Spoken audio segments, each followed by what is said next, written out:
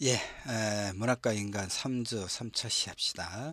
2차 시에 이어서 하는 거죠. 19세기 말 황현이라고 하는 인물을 통해서 작가 지식인의 어떤 자세랄까 이런 걸 우리가 한번 생각해 보는 것인데 2차 시는 19세기 18세기 19세기 말에 조선에 일어났던 그 혼란의 상황을 보고 있었습니다. 이제 밀란도 밀란. 그 백성들이 그야말로 그 배랑으로 몰리면 방법이 없는 거죠. 방법이 없죠. 농사지어서 먹고 살 수가 없고 그 예를 들어서 농사를 지었는데 거의 모든 걸 뺏기고 거기에 이제 더 빚이 얹어지고 그러면 이제 이렇게 소위 밀란이라고 하는 저항이 생길 수밖에 없죠. 예, 정감록 아까 이야기했지만 정감록은 이제 뭐 이 시대 신 정씨가 그 소위 새로운 왕조를 세울 것이다 이런 얘기죠.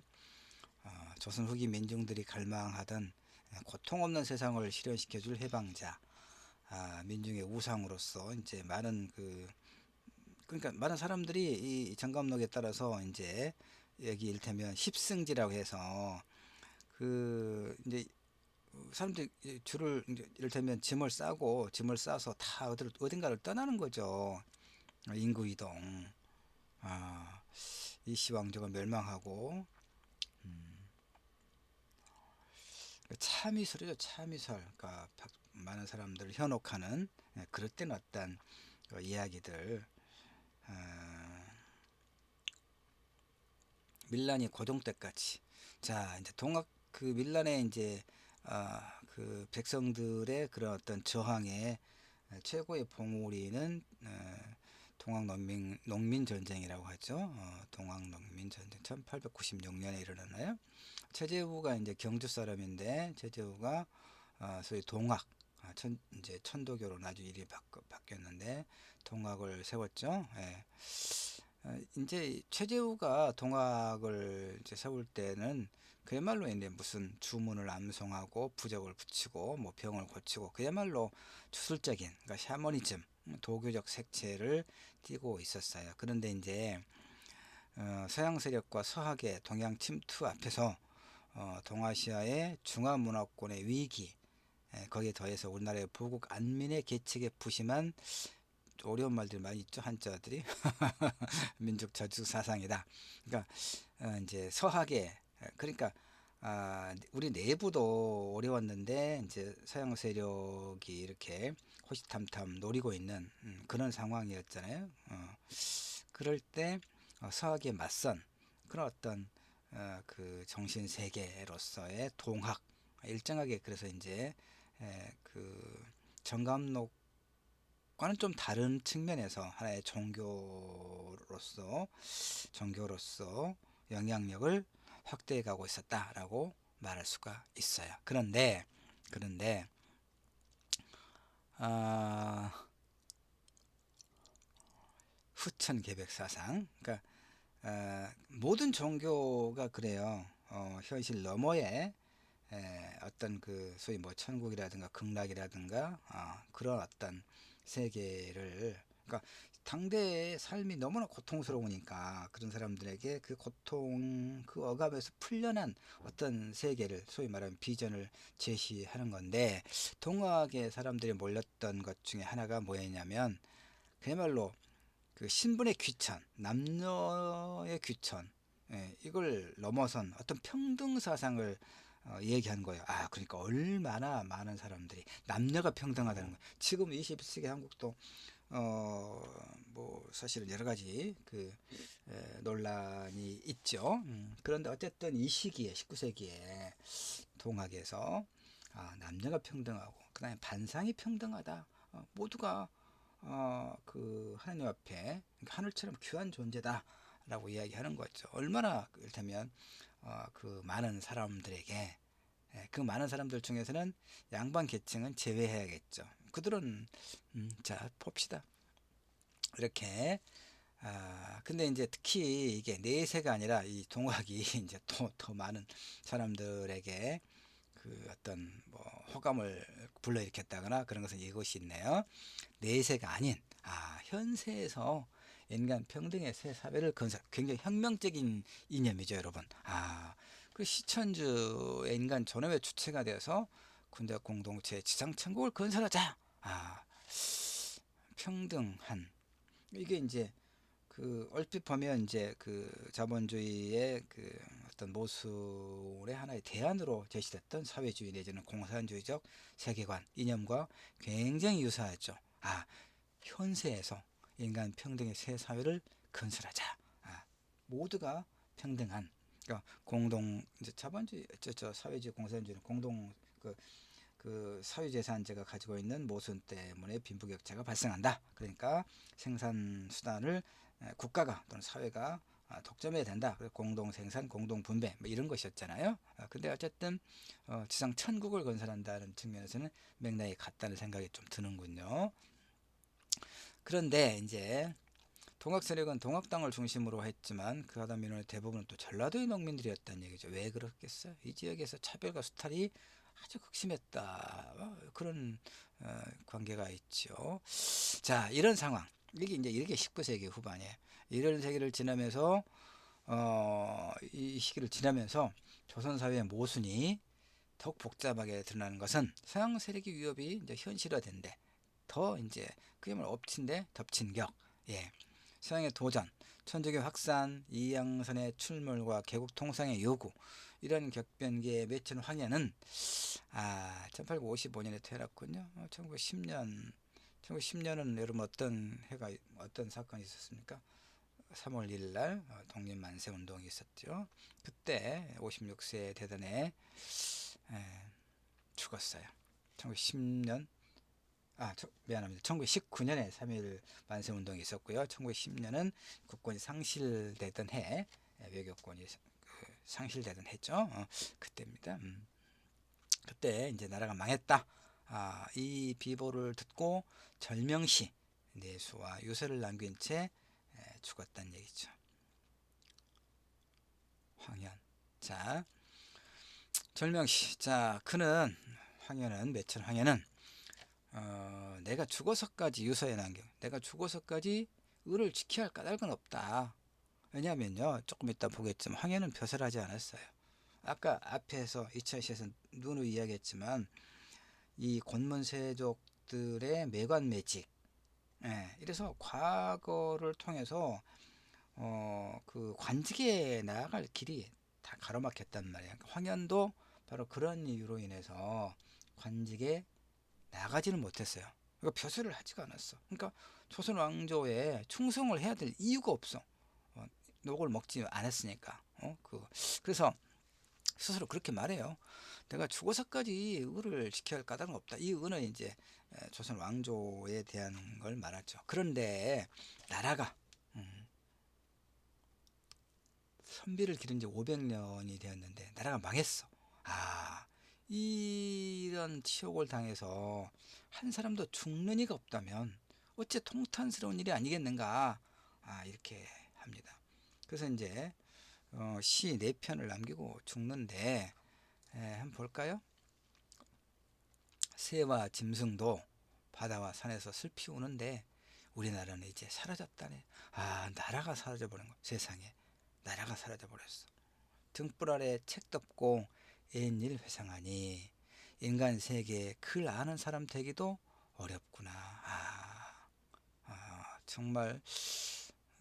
자, 매천 황현이 평생 지방에 있으면서도 시대를 논하고 사회 현상에 대해서 그의 작품을 통해서 직필할 수 있었던 힘은 어디에서 연유했을까? 인터넷도 안 됐잖아요. 그때는 전화기도 없고 신문이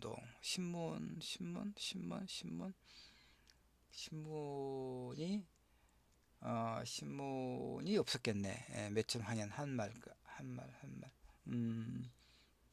그 뭐 좀 더 살펴볼게요. 그 부분은.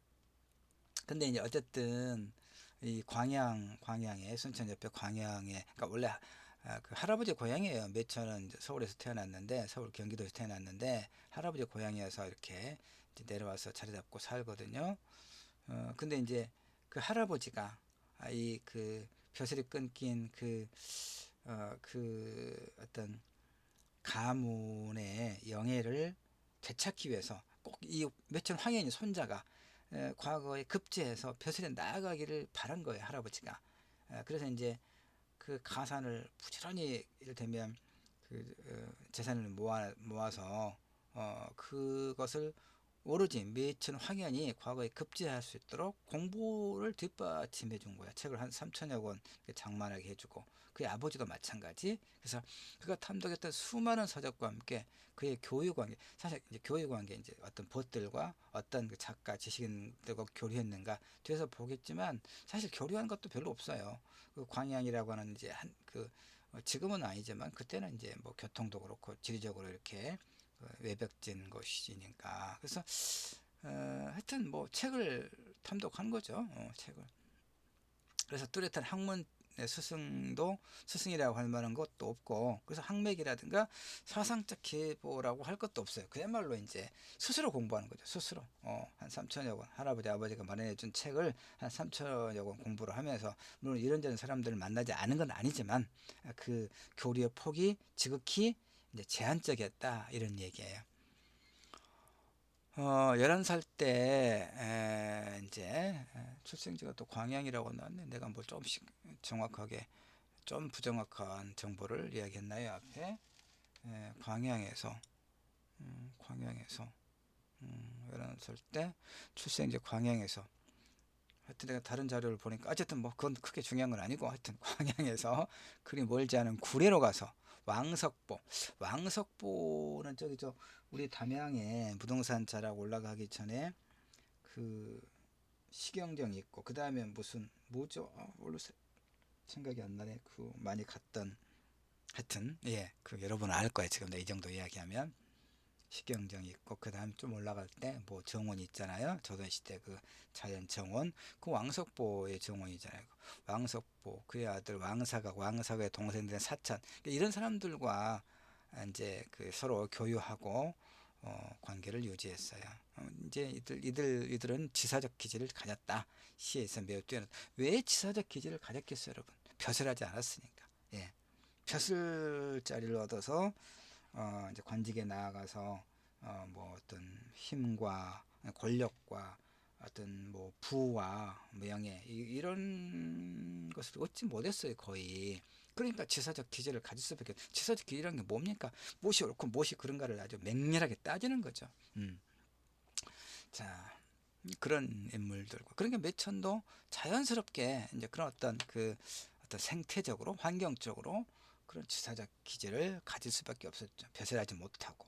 울분도 상당히 했지 않겠어요? 자, 황현의 이제 현실 인식과 한계 본격적으로 이제 살펴보고 정리를 합시다. 자, 19세기 후반에, 지금 이제 지난 시간에 이어서 계속 19세기 후반에 조선사회 한 말이 어떤 위기 있는가를 이제 여러 측면에서 우리가 살폈잖아요. 근데 그 위기 앞에서, 그러니까 위기가 있어. 그러면 이제 뭔가를 대응하는 전략이 없는 건 아니죠. 세 가지 태도가 있습니다. 19세기 후반에 심각한 이 내후 외환의 위기 상황 속에서 지배층의 대응 논리가 크게 세 가지가 있습니다. 위정척사, 아, 위정척사, 동도서기, 급진개화. 자, 하나씩 살펴보도록 합시다. 그리고 퀴즈가 아니야. 퀴즈. 황현은 이 중에 어떤 사람일까? 어느 쪽을 선택했을까? 위정척사, 동도서기, 급진개화. 어디? 동도서기론. 자, 봅시다. 위정척사는 뭐냐? 그야말로 성리학적, 주자학적 가치관의 입각에서 사학의 전파, 서양 문물의 유입, 그리고 서양과 일본의 도전과 침략을 배격했던, 그러니까 쇄국, 그러니까 대원군이 대표적이죠. 근데 이제 이항로와 기정진, 이들의 학문을 계승한 지방의 유림들, 그 이제 권력자로는 흥선대원군이 이제 이런 입장을 대변해서 쇄국 정책을 이렇게 했잖아요. 그걸 위정척사라고 합니다. 위정척사. 그러니까 우리 것을 지킨다는 얘기야. 우리 것을 지키고 외부를 이렇게 배격하는 이런, 그러니까 상당히 그 19세기 말에 그런 그 어떤 세계사적 정세를 정세에 대응하지 못한 그런 그 문제가 있겠죠. 위정척사론에는. 자, 그래서 이제 이것은 넘어갑시다. 좀 더 상세하게 설명하고 있는 부분은 여러분이 보도록 합시다. 그 각각의 세부적인 내용은. 그 다음에 이제 동도 서기도는 뭐냐? 유교적 전통을 지키면서, 그러니까 도는 동나라가 있지. 동쪽에 우리 동아시아에 있다는 얘기야. 도는 진리는. 근데 서양은 이제 문명의 이익이, 그 과학기술은 서양에 발달했으니까 그걸 갖다 쓰자는 얘기예요. 쉽게 말해서. 유교적 전통을 지키면서 서양의 과학기술을 수용하자. 최한계, 박효수, 김윤식, 강회 이런 사람. 그러니까 조선조 집권층의 세계 인식으로서의 중화적 질서관념은 앞에서 이제 살펴본 것처럼 청조를 이적시, 청조는 오랑캐라고 했죠. 병자호란 이렇게. 그러니까 원래 명나라 한족의, 그러니까 중국을 지배했던 그런 정권과는 이제 소중화라고 그래서 이렇게 납작 엎드렸는데, 이제 그 청나라는 오랑캐라고 그래서 이렇게 좀 멸시하고 그랬잖아요. 그래서 19세기 후반에 오면 이제 중화관념과 청조에 대한 사대관념이 좀 그럼에도 불구하고 청나라가 이제 조선 시대 후반을 이렇게 상당한, 그러니까 중국 대륙을 지배하면서 상당한 영향을 끼쳤잖아요. 그래서 19세기 후반에 오면 그 이제 명나라 한족을 중심으로 한 그런 중화관념과 청조에 대한 그 이제 멸시 내지는 또 나중에 이제 사대를 바칠 수밖에 없었으니까, 힘이 없으니까 이런 관념이 서로 모순 없이 공존할 수가 있었다. 뭐 어렵게 이해할 건 없습니다. 자, 그래서 그 대웅군 실각 후에 민시일족과 이런 사람들은 이제 위정척사파에서 볼 수 있는 극단적인 대척 멸시감은 자취를 감췄다 이런 얘기죠. 개항을 전후해서 서구의 선진성을 인정하고 서구 문물을 받아들여서 조선의 개화를 도모했던, 그래서 실학파들이에요. 여기서 실학파. 다만 문제는 이제 서양의 종교는 조선의 기존 윤리 질서를 위협하는 것이다 해서 받아들이지 않습니다. 그러니까 개화를 해서 부를 얻는 데 목적이 있었다기보다는 서구의 힘을 빌려서 조선의 안전을 도모하는 데 궁극적 관심이 있었다고 판단할 수가 있어요. 근데 이것도 그러니까 부족하죠. 부를 얻었어야지. 그래야 우리가 일본에 먹히지 않았을 텐데, 결과론적으로 보면 그런 이제 후회가 좀 있지 않겠어요? 자, 급진 개화론. 그 3.1천하였던. 그러니까 전통적인 유학으로는 더 이상 조선의 현실을 타개할 수 없다. 이 급진 개화론자 김옥균, 박영호 이런 사람들, 그러니까 동도서기론과 같은 서양 과학기술의 수용을 넘어서서 정치, 경제, 사회 모든 영역에서 개혁을 추진했죠. 각국의 종교를 수용해서 종교의 자유를 인정하자 이런 얘기. 그러니까 상당히 이제 급진적인, 그런데 문제는 뭐냐? 힘이 있어야 이게 가능하죠. 내 힘이 스스로의 힘이 없어요. 그러니까 외부의 힘을 빌린 거예요. 누구의 힘을 빌려? 일본의 힘을 빌린 거죠. 근데 일본이 힘을, 이를테면 공짜 점심은 없다고 우리가 이야기했잖아요. 일본이 왜 그랬겠어요? 이들을 앞세워서 조선을 지배했던 그 영향력을 갖고 있었던 청나라를 이제 배격하고 자신들이 청나라를 대신해서 조선을 지배하겠다는 하나의 전략으로 이 개화파들을 지지했던 것에 불과하잖아요. 그러니까 3.1천으로 나중에 이제 끝나고 마는 거죠. 죽임을 당하고 김옥균이나 이런 사람들은. 그러니까 자주 독립을 위해서 외세를 끌어들이는 자가당착적 태도를 상당히 좀 아쉽습니다. 황해는 자, 외척 세도 정권이었던 안동김 씨, 풍양 조씨, 영민 씨가 누굽니까? 우리가 민비라고 하면 이제 명성왕후라고 하죠. 일본 그자들에게 이제 죽임을 억울하고 비참한 죽임을 당해서 우리가 이제 나는 조선의 국모다 뭐 이런 영화도 있고 그렇게 생각하긴 하지만 사실은 민씨 동생이나 이런 자들이 매관매직을 하고 아주 그 부정부패의 원흉들이에요. 나중에 하여튼 이런 사람들에 의해서 극도의 혐오감을 보이죠. 그러겠죠. 표시를 못했는데 이런 사람들 때문에. 그래서 대영군에 대해서는 경복궁, 중건, 서운의 무분별한 혁파, 독재정치 비판합니다. 그러나 그가 실시했던 과감한 개혁, 그 다음에 쇄국정책에 대해서는 긍정적인 평가를 하고 있죠. 시시비비를 나름대로 가려요. 황해는 왜냐하면 어느 한쪽에 그 소위 말하면 요즘 우리가 늘 말하는 것처럼 진영 논리에 이 사람은 갇혀 있지 않거든. 자유롭거든. 서학에 대한 강력한 탄압을 대원군의 가장 큰 업적으로 본 데서 알 수 있듯이 황야는 어떤 인물? 완고한 유교적 지식인이에요. 유교질서 표시되는 이단 사상을 절대로 용납할 수 없다 이렇게 생각한 유학자였죠. 기정진과 이항로의 수학 배척 상소를 지난 100년 동안의 가장 뛰어난 상소라고 평할 정도의 완고한 주자학자였어요. 그러니까 자, 그다음에 서양으로부터 들어오는 수입품들을 음교하고 속임수가 비상한 물건이다라고 생각을 해요. 서양의 서적을 많이 읽었어요, 이 사람이. 그래서 서양의 기술을 긍정했죠. 그럼에도 불구하고 서양의 기술과 수학을 엄격히 구분하는 그게 구분이 됩니까? 이게 다 이렇게 과학기술의 발전이라고 하는 것은 결국은 자본주의 어떤 체제 그런 이데올로기와 결합되어 있단 말이에요. 종교도 마찬가지 아닙니까? 종교개혁이라고 하는 게 뭐예요? 종교개혁. 종교개혁이라든가 뭐 문해부흥, 르네상스라고 하는 것이 결국은 신중심의 세계적 그런 세계관으로부터 인간 중심, 이성 중심으로 넘어오는 것인데 그게 분리가 안 되는 것이죠. 근데 이제 이때 19세기 조선의 이 지방에 살고 있는 황현 이 지식인이 그걸 어떻게 제대로 알기는 어려웠겠죠. 정약용의 실학을 유용하게 보았지만 이 정약용이 정통 유학의 길을 따르지 않았다. 그건 잘못이다 이렇게 생각합니다. 그 다음에 이제 김옥근, 뭐 박영효는 개화당에서 굉장히 이제 에, 파리같이 국회처럼 냄새를 맡는 듯 격하게 비난하고. 근데 또 뭘 비난하냐면 그 동학. 동학에 대해서 굉장히 부정적입니다. 왜냐하면 동학이 유교의 덕목들을 실천하는데 필요 없는 신을 믿었다. 국가에서 인정하지 않은 종교 공동체를 형성했다.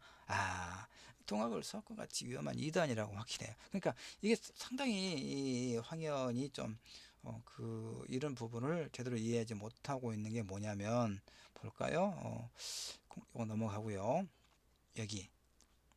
그러니까 동학에 대한 그 황현의 인식은 사실관계를 제대로 파악하지 못한 측면이 많이 있어요. 그러니까 문제는 왜 그 많은 농민들과 그뭐 소위 촌민들이 동학의 그늘로 들어갔는지에 대한 인식이 보이잖아요.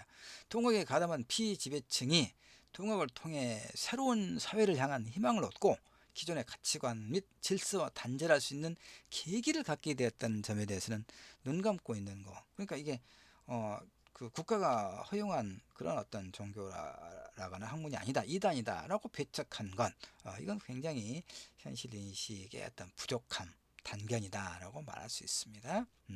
하여튼 황현은 비판적 유교 정신, 그야말로 비판적 유교 정신이죠. 비판적 주자학자였지만 그 이런저런 것에 대해서 잘못을 가릴 줄 아는 그런 비판적 유교 정신을 바탕으로 우국 정신, 오직 나라를 염려하는 우국 정신과 나름의 역사의식을 견고하게 지킨 근대 전환기 지식인 작가의 한 사람이었단 말이에요. 그가 살았던 시대는 조선조 지배체제의 근간이었던 주자학이 당쟁과 세도 정치와 과거 제도의 부패 등으로 인해서 일대 위기를 맞고 있던 시기였다고 하는 것을 눈에 지금 우리가 보고 있잖아요. 3주차에 관원들의 타막은 자연재해와 질병의 만연과 함께 백성들을 도탄의 질곡으로 내몰았단 말이에요. 당연한 결과로 유랑민과 밀란이 혼란을 더하고 그런 시기였지요. 그 다음에 또 일본과 서양 세력의 위협과 수학과 동학이 또 전제 군주제를 대체할 새로운 대안으로 백성들을 또 사로잡고 이런 시기. 그래서 조선조 지배질서는 와해 위기에 내몰리고 있었다라고 말할 수 있습니다. 그래서 매천 황야는 일할 때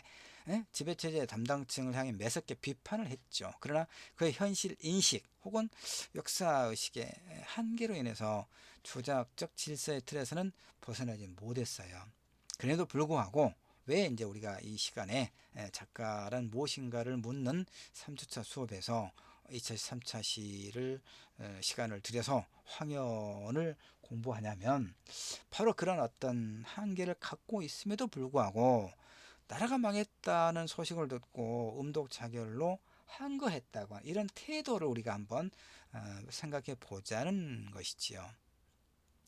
자, 그의 절명, 죽음은 이중의 의미를 갖자요. 근데 이 사람이 어떻게 죽었냐면 집 마당에서 기르는 양귀비를 굉장히 많이 먹고 한꺼번에 이제 마약도 한꺼번에 난 잘 모르지만 우리가 알겠습니까? 마약을 한꺼번에 그 어떤 그 투여를 하면 이제 치사량이 된다는 얘기죠. 그래서 양귀비를 이렇게 아마 뜯어 먹었던 모양이 많이 그래가지고 한꺼번에 이제 한 번에 죽지 않고 사흘 동안 이렇게 시름시름 앓고 죽어가요. 근데 그래도 이제 뭐 물을 마셔서 토하거나 이렇게 전혀 하지 않고 그냥 아주 완고한 분이에요, 이분이. 근데 이제 그렇게 죽어가는데 그러니까 지독하죠. 지독한 세상에 3일 동안 그 견디면서 죽어가는데 그의 죽음은 이중의 의미를 갖는다라고 이제 생각돼요. 나라가 선비를 기른 지 500년 만에 망해서도 아무도 죽는 이 하나 없다면 어찌 통탄스러운 일이 아닐 것인가 이제 이렇게 유서에 남겼잖아요. 그의 글에. 그러면 그대로 이제 우리가 받아들입시다. 그러면 선비로서의 어떤 올곧은 의를 행함으로 볼 수가 있지 않겠어요? 그렇게 볼 수 있겠고 다른 하나는 그가 지켜내고자 했던 유교사회의 어떤 정통을 지켜낼 수 없는 지식인으로서의 무력감이 작용했겠다 이런 생각이 들어요. 그다음 또 하나 혹은 이제 평생 향리에 시골에 묻혀 지낼 수밖에 없게 했던 그런 무능하고 부패한 정권 담당층에 대한 분노와 절망이 뒤섞여 있지 않았을까 이런 생각을 해요. 그래서 결론적으로 그는 올곧은 사람이었지만 역사의 흐름을 정확하게 꿰뚫어 보지는 못했지 않겠나 못했어요. 뭐 못했다 이렇게 볼 수가 있습니다. 그러니까 그 세계를 이렇게 상당히 충분하게 이해하기 위해서는 뭐가 필요할까요, 여러분? 그래서 상당히 많은 공부가 필요하죠. 공부도 필요하고 그다음에 이제 어느 한쪽에 치우치지 않는 다양한 어떤 생각들을 골고루 우리가 그 검토하면서 자신의 어떤 정체성을 만들어 나가는 노력이 필요하죠. 자, 여기까지 해서 3주 3차 시까지 3주차에 작가란 무엇인가를 일단 같이 이야기 나눠 본 것으로 마무리하겠습니다. 3주차 모두 마치죠. 고생했습니다, 여러분.